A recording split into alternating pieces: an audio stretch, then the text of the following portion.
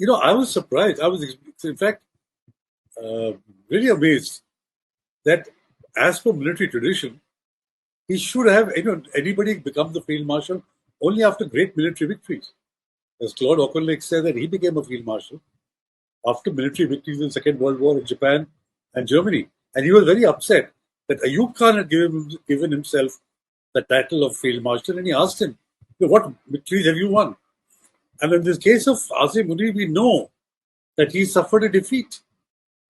And yet, the temerity to go and elevate himself to field marshal, I think the biggest factor here is they are trying to cover up the extent of the defeat.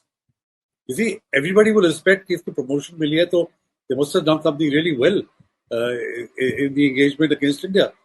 But the fact that they haven't, how do they cover it up? There is evidence, there is satellite imagery of the air bases, 11 of them which have been totally demolished. The terror snake pits of Bahawalpur and in Muridke of the Jaish and the Lashkar respectively have been demolished.